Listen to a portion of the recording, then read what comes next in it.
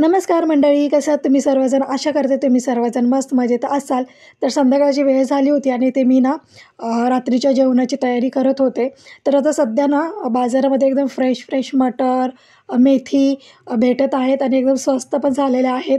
आणि मटरचा सीझन असेल आणि मी मटर राईस नाही खाणार असं होणार नाही. माझा राईसमध्ये सगळ्यात फेवरेट म्हणजे मटर राईस आहे आणि मला मटर खूप आवडतात. जेव्हा कधी पण सीझन असतो तर मी वेगवेगळे पदार्थ बनवत असते. तर मटर राईस तर मी बनवून घेतलेला आहे आणि आज मी भाजीमध्ये ना मलाई मटर मेथी बनवणार आहे, किंवा मेथी मटर मलाई काहीही म्हणा, आपल्याला खाण्याशी मतलब. तरी ते मी काही तयारी करून ठेवलेली आहे आणि खूप सोपी आहे, झटपट होते. आणि त्यांना मी वांग्याचं भरीत बनवत आहे, त्याची पण मी इथे तयारी करून घेतलेली आहे. वांगे जे आहेत ना मी भाजून ठेवलेलं आहे, त्यांना साईडला कट करून त्यामध्ये लसूण टाकून मी भाजून घेतलेलं आहे. त्यानंतर मलाई मेथी साठी जी ग्रेव्ही लागते ती मी बनवून घेते. त्यासाठी मी इथे मीडियम साईजचा एक कांदा घेतला होता, त्याला रफली चॉप केलं आणि त्याला तेलामध्ये परतून घेतलं. त्यानंतर यामध्ये मी आलं आणि लसूण टाकलेलं आहे, ते पण छान असं मी परतून घेते. आणि मग नंतर यामध्ये मी मीडियम साईजचे 2 टमॅटो घेतले होते कट करून, ते पण मी यामध्ये टाकून त्याला सॉफ्ट होईपर्यंत परतून घेते. कसं असतं ना, मुलं आपली हिरवा पालेभाज्या म्हणले तर खातच नाहीत. आपण त्याला जर असं वेगळं ट्विस्ट करून जर बनवलं ना तर मुलं पण आवडीने खात असतात आणि वेगळी चव लागते. आणि ही रेसिपी खूप छान आहे, म्हणजे एकदम झटकीपट तर होतेच. तरी ते टमॅटो सॉफ्ट म्हणजे टमॅटो फ्राय केल्याच्यानंतर यामध्ये मी मीठ टाकलं, हळद टाकलं, लाल तिखट टाकलं. त्यानंतर मी यामध्ये पनीर मसाला टाकला, त्याने छान अशी टेस्ट येते. त्यानंतर किचन किंगचा मी मसाला होता माझ्याकडे, तो पण मी यामध्ये टाकलेला आहे. आणि टमॅटो सॉफ्ट होईपर्यंत त्याला परतून घेतलं आणि साईडला काढलं. त्यानंतर यामध्ये मी एकदम बारीक चॉप केलेली मेथी यामध्ये टाकून घेतलेलं. यामध्ये मी तेल, मीठ, मसाला काहीच टाकलेलं नाही आहे. फक्त तो मसाला जो होता आपला त्यालाच असं मी मिक्स करून घेते. आणि आपली मेथी जी आहे ना त्यामध्ये मी अशी फ्राय करून घेते एकदम सुकी सुकी होईपर्यंत. याने काय होतं ना, मेथीचा जो कडूपणा आहे तो जातो. तर इथे मी तुम्हाला सांगत होते की मी इथे मेथीची भाजी परतून घेते. त्यानंतर जो वाटण आहे तो मी मिक्सरमधनं काढते. तर मुलांनी टी व्हीचा आवाज वाढवला होता, तर खूप टी व्हीचा आवाज जास्त आणि माझा कमी येत होता. त्यामुळे मी ते माझा आवाज जो आहे तो म्यूट केलेला आहे. आणि मी तुम्हाला सांगत होते की आज मी रील्स वगैरे बनवण्यासाठी ना काजळ वगैरे लावली होती, तर ते एकदम असं काळं काळं दिसते डोळ्याखाली भुतासारखं. तेच मी तुम्हाला सांगत होते की आज मी जरा विचित्र दिसते.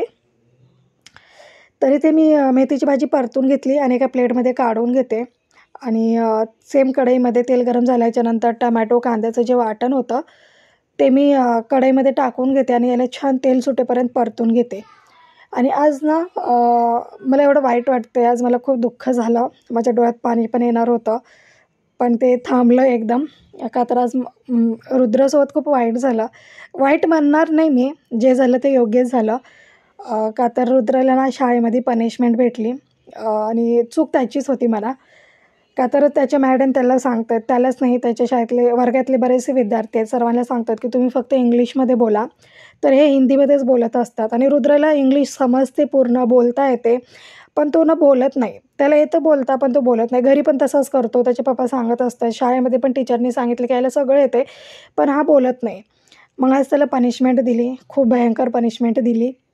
पण मी ते आला आणि त्याच्या गुडघ्यावर त्याला चालवलं वाटतं, राऊंड वगैरे मारायला लावलं गुडघ्यावरती, त्याचे गुडघे सगळे फुटलेत. खूप वाईट वाटलं मला.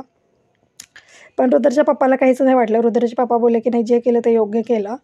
का तर मुलांना कसं आहे ना, प्रत्येक वेळी त्यांना समजलं पाहिजे की कुठे काय करायला पाहिजे. म्हणजे पनिशमेंट देणं गरजेचं आहे, नाही तर मुलं शिकणार नाहीत काही, त्यांना काही भेटणार नाही.